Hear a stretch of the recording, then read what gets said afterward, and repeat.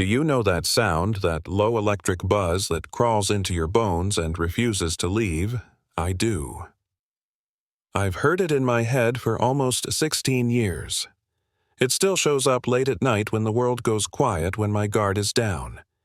Funny thing is, the first time I heard it, I didn't even understand what it meant yet. I just knew something important was being taken from me, something I couldn't get back, or so I thought.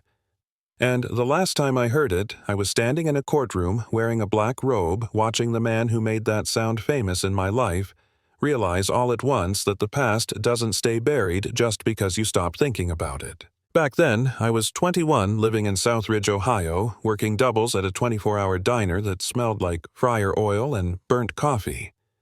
I was saving every dollar for law school applications, sleeping 4 hours a night, telling myself it would be worth it. You know how that goes. You convince yourself exhaustion is temporary, that the grind has an expiration date. I drove an old silver Corolla with a cracked windshield and a trunk that rattled like it was about to fall off. One night in early October, rain coming down hard enough to blur the streetlights, I got pulled over by an unmarked sedan. Red and blue lights filled my mirrors like a warning from the universe. I pulled over fast, hands on the wheel, heart pounding, but posture calm. I knew the rules. Smile, be polite, don't give them anything. The officer who walked up to my window was named Grant Mercer. I didn't know that then, but I'd never forget it after. He leaned down flashlight too close to my face and said, "License and registration." His voice wasn't loud, just cold, like he'd already decided how this was going to go. I asked why I was being stopped. He told me to step out of the car. I hesitated, not even resisting, just confused. That was enough.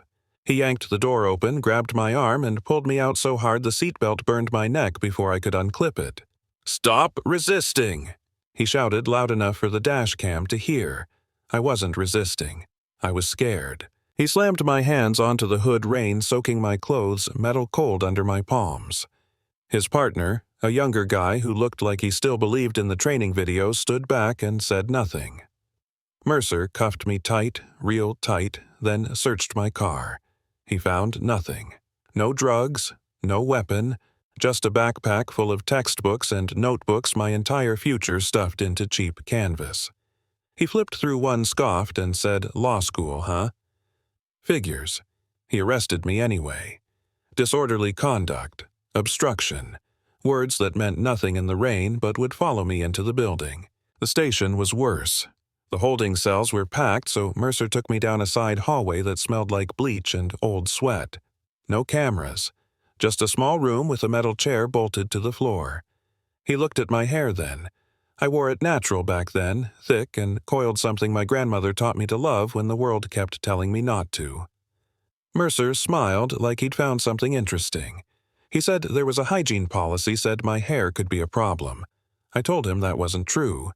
I asked to make a phone call. He ignored me, opened a drawer and pulled out a pair of clippers. Old ones. Rust on the screws.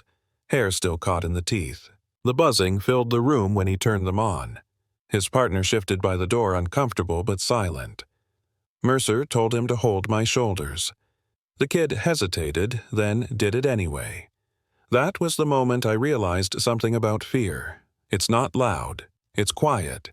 It's the way your body goes cold, even when you're sweating. I begged. I said, "Please," more times than I can count. Mercer didn't rush. He ran the clippers straight down the center of my head, slow and deliberate. Hair fell onto the floor like it didn't belong to me anymore.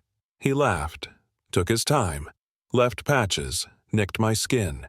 When he was done, he said, "You look more like a criminal now." 6 hours later, they let me go.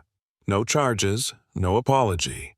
Just a warning not to cause trouble. I walked out into this morning light with my hood pulled low, went straight to a drugstore, bought a cheap wig with money meant for rent. I didn't go home. I went to the library. I didn't cry that day. I read. Because somewhere in that quiet, something shifted. He took my hair, but he gave me a direction, a reason.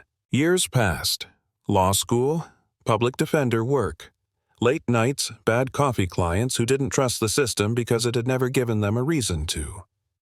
I climbed slowly. I kept my head down. I told myself that night was fuel, not a destination. By the time I was appointed to the bench in Cedar County, Mercer was just a memory I carried quietly. Or so I thought. Then his name came across my docket. Graham Mercer, now a detective charged with evidence tampering and perjury. He'd planted a gun on a teenager and gotten sloppy. His lawyer was confident. Said Mercer was a hero, a man who got results. The courtroom was packed. Reporters, families, people who'd been waiting for this moment longer than they admitted. When I took the bench, Mercer didn't recognize me. Why would he? To him, I was just another judge. To me, he was the sound I heard at night. The trial unfolded slowly. Body cam footage, contradictions.